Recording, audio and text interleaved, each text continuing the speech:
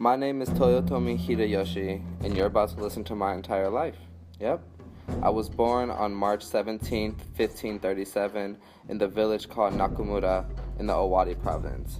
The son of a foot soldier named Yaemon, I lived a wandering life during my youth, and it wasn't really all that. I traveled to the land of Imagawa Yoshimoto and served there for some time until I got my stacks up.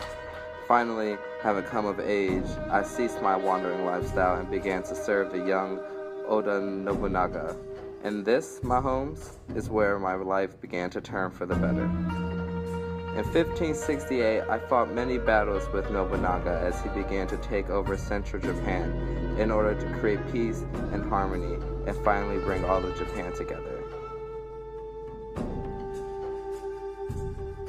In 1570, I commanded troops and was an active member in Nobunaga's campaign against Asai and Asakura at the Battle of Anegawa.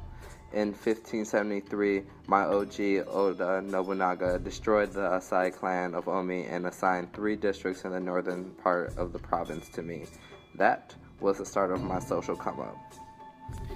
In 1578, I put the quick flex on 2 powerful daimyos who thought they were all bad and bougie, but you know how I do. Became the Lord of Nagahama, Omi province at the time. I took the name of Hashiba, Lord of Chikuzen, in remembrance of that moment. Everything was chillin'. We were all good. And then, out the woodworks, it was 1582, and when I heard the news. I still remember it like it was yesterday.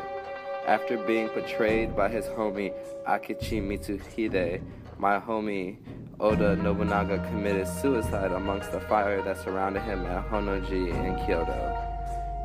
Ain't that just petty? So in his honor, I had to rush back. I killed my master's betrayer, and I conquered important strongholds around the area. Attempting to finish the dream that my OG had, I went to unify Japan. After that, I was given a place of special importance as a reward for my response to Nobunaga's death. Soon after the Battle of Komaki Nagakute, I was able to have complete control over Kyoto, and I became the undisputed successor of Oda Nobunaga. With that power, I started thinking, how am I going to get Japan's life together? First, the Great Sword Hunt. Second, the ThoughtCo Land Survey. The ThoughtCo Land Survey was my vision in laying the groundwork for uniting the entire country by reconstructing the tax system. I made a standard that was based on rice production of the land and the amount of tax the region must pay to the central government. The Great Sword proclaimed all the peasants had to hand over them swords. This was to ensure no foolishness would take place while trying to unify the government. And with their cooperation in 1590, I was able to restore order and unify Japan after the famous battle at Ada River in Yori. And I finished building Osaka Castle. Bam. In 1591, I established a permanent caste system in Japan so we could stop all this switching between class foolishness. The second thing I established was to prohibit the free travel for peasants. With my edict, they would be permanently stuck on these farms. After all of this, I attempted to invade China, but I had to go through Korea first because it's in the middle. So in 1592, I took 160,000 soldiers to Korea to conquer the Chinese continent. I followed suit and went to the Hizen Nagoya Castle in Kyushu to direct my army onward, and many L's were taken on both sides. However, we emerged victorious and we overran the capital. And as we were just chilling and celebrating, the Ming army came out of the woodworks. They came to Korea with an army of thousands, and we had no choice but to fall back. I was mad as hell.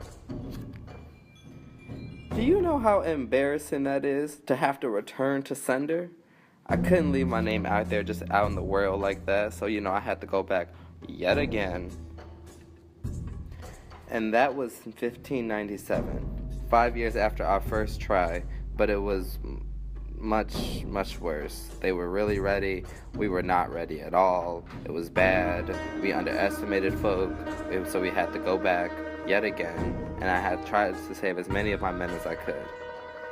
So ultimately, I wasn't able to really invade China because I couldn't even get through Korea, so I was sad. I failed everyone. It was shameful. September 18, 1598, after my second attempt, I passed away. That was it. No more me. I had to leave my 5-year-old baby to fend for himself, knowing full well that Tokugawa would make sure he took this opportunity to rise to power and take over Japan. And so that's it. You gotta listen to what I'm doing. That was fun. Yay. You ain't had no choice though, so ha. I just made you listen to this whole thing.